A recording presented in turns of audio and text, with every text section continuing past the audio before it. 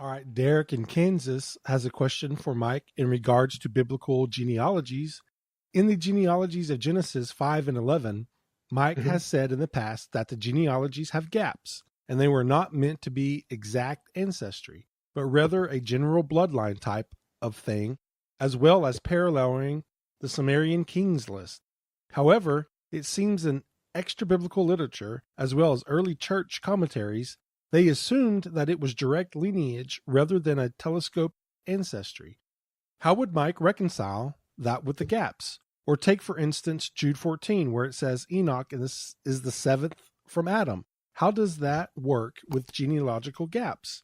And does Mike believe that the men listed in the genealogies actually lived to the age that it says? Or is it purely a literary thing? For instance, did Mhm. Methuselah actually live 969 years? Yeah, there's a number of questions here. First of all, I would say that I haven't said and wouldn't say, and frankly, I don't know anybody that says that there are gaps in all of the genealogies. I would also say that there may be gaps in genealogies doesn't mean that there are, if you have a gap in one, doesn't mean you have a gap in another. That sort of thing. So it's not an all or nothing kind of proposition. In regard to the ages, people can go up to drmsh.com, put in the word genealogy or mathematical.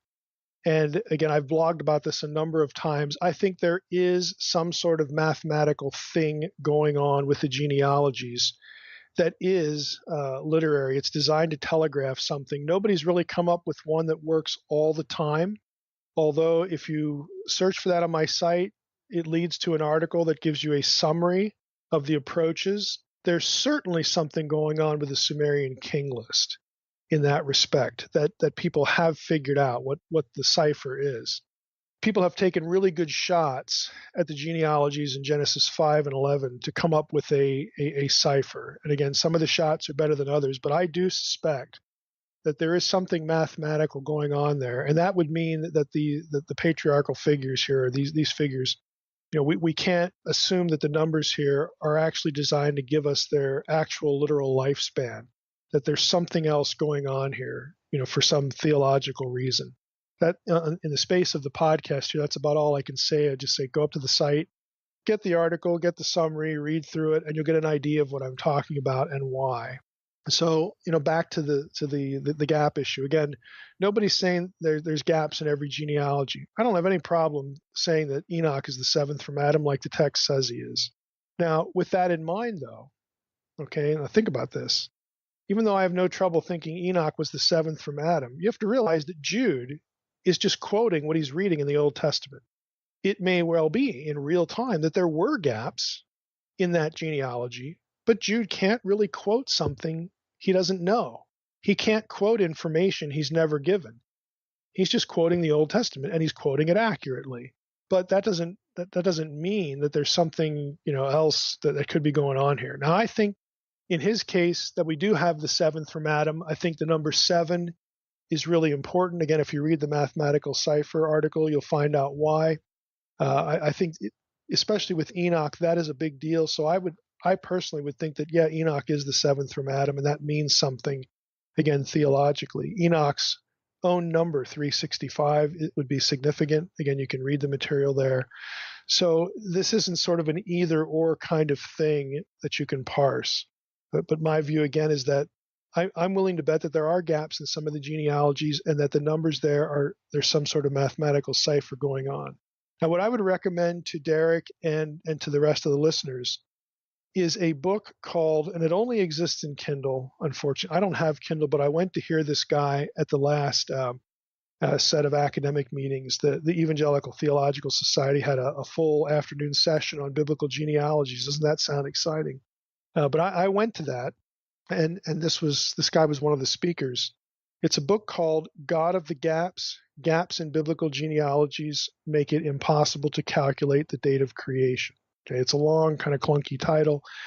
It's authored by 2 people, Hugh Henry and Daniel Dyke. And I think, as I recall, that the guy that was there was Hugh Henry at the last ETS. But it was a really interesting session because he had approaches to gaps that I've not heard of before or seen. For example, he would take comments in the scripture about the number of generations between this or that event, which included the names of biblical figures that also happened to be in genealogies.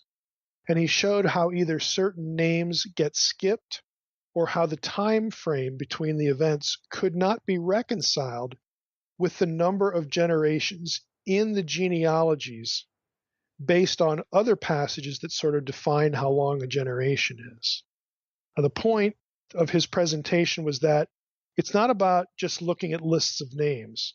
You have to look at statements made about figures and about time periods, about X number of years between this and that event or between generations, and then go look at the genealogy and ask yourself, well, could this number of generations in the genealogy, could it account for that number of years that we know has to take place because of the Bible's own chronology? And he actually showed examples of where it just doesn't work. And so again, his hypothesis was that the genealogical information is selective, and in some cases, again, you have to conclude that there's skipping going on and that there must be gaps in the information, and that what is used for a specific purpose to highlight someone or something, but you can't just use the numbers to do a strict chronology. So I would recommend that work, just because, again, I saw some things in that presentation that were just different. I'd not seen anybody take some of the approaches that this guy, these two guys did. Again, only one speaker was there, at least presenting, but I just found it really interesting. So it's called God of the Gaps, Gaps in Biblical Genealogies. We'll just cut the subtitle short, but it's only available in Kindle, unfortunately. So if you don't have Kindle like me, you can't actually go get a hard copy of it. I mean, I suppose at some point I'll go get a Kindle just to have this, but I have what was given at the session. It was just really interesting.